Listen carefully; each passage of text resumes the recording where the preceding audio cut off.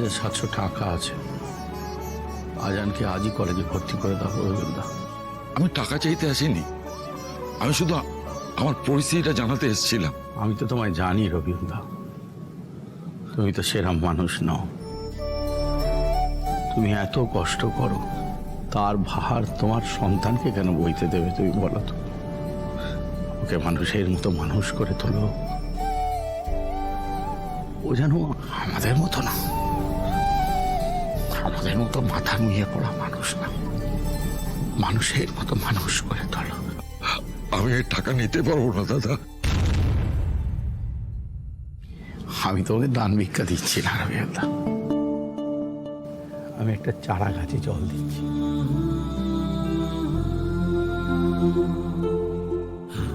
এবং তুমি দেখো রবিউলদা, এই চারা গাছটা একদিন খেয়ে অনেক বড় হবে, ফুলে ফলে ভরে উঠবে। তখন আমার এই গোটা টাকা শোধ হয়ে যাবে। কি রে, তুমি সত্যি ভগবান কাকা? নাই যাই আচ্ছা,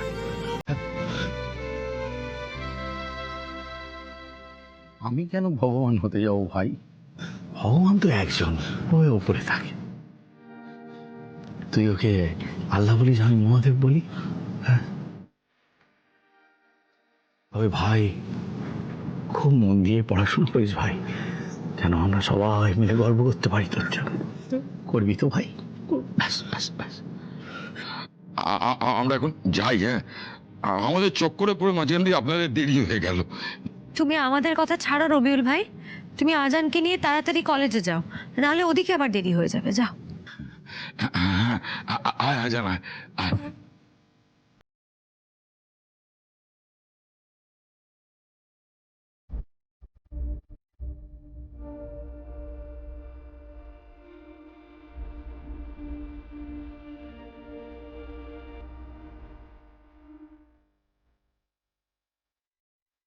তুমি মানতের কথা বলেছিলে না, সেই কথাটা তো ভোলা বলেছে আমাকে যে ও আমাকে কাশী বিশ্বনাথের মন্দির দর্শন করাবে।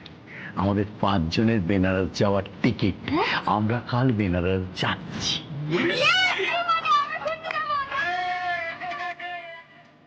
আমাকে ক্ষমা করো বাবা, আমি তোমাকে কাশী বিশ্বনাথ দর্শন করাতে পারলাম না। বাবা, আমি আবার ওভারটাইম করবো বাবা, ওভারটাইম করে টাকা জমাবো, তারপর আবার তোমাদের সকলকে নিয়ে আমি কাশী বিশ্বনাথ দর্শন করতে যাব। এবারটা শুধু পারলাম না বাবা, আবার আমি করে দেবো বাবা।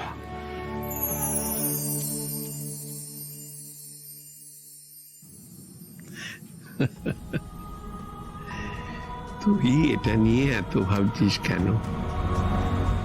যে সকলের মুখে হাসি ফোটায়, মহাদেব সব সময় তার পাশে থাকেন। হ্যাঁ রে, তার সব মনস্কামনা পূর্ণ করেন।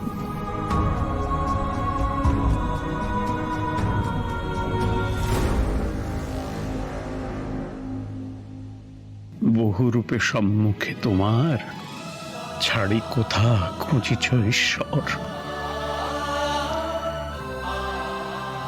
জীবে প্রেম করে যেই জন, সেই জন সেবিছে ঈশ্বর।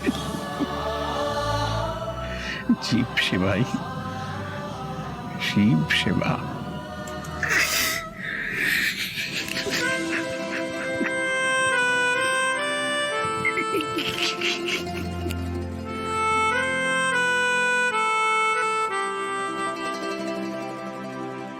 যদি পরজন্ম বলে কিছু থাকে, তাহলে তোকেই আমি ছেলে হিসেবে চাই। তুই অনেক বড় হলি, অনেক অনেক অনেক বড়। আপনি হাসছেন, আমি একটা বিপদের মধ্যে পড়েছি। আপনি হাসছেন কি করে? আমি একটা বিপদের মধ্যে পড়েছি। আশা করার মতো কাজ করলে হাসবো না? আমি বললাম সাহায্য করে দিই। এখন তো ঝামেলা ঝামেলা। না, তাড়াতাড়ি এসো না পুনা। কি হয়েছে কি? যেখানে সেখানে মানি ব্যাগ রাখবে আর পুন্না পুন্না বলে সারা বাড়ি চিৎকার করছো? এখানেই তো ছিল। এই যে রাখেন।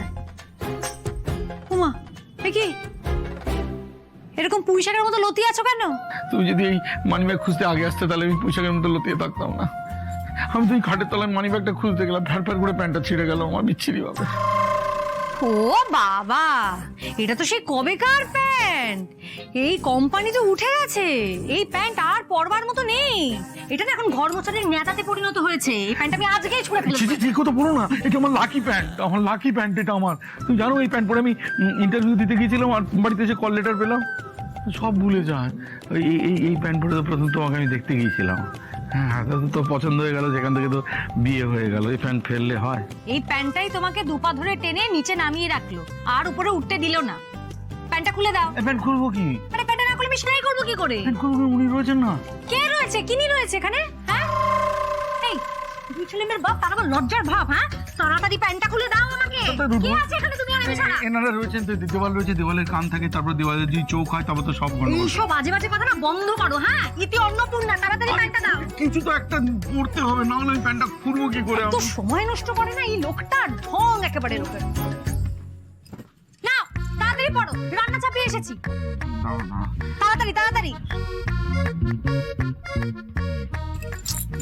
আপনি তো ওদিকে তাকান না। কে? কোন দিকে? না আমি করছি তো। তো সময় নষ্ট করে না।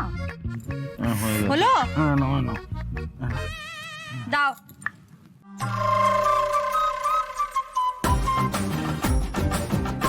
তাড়াতাড়ি সেলাই করে দাও না। ঢং। তাড়াতাড়ি করে একটু সেলাই করে দেবে। হ্যাঁ,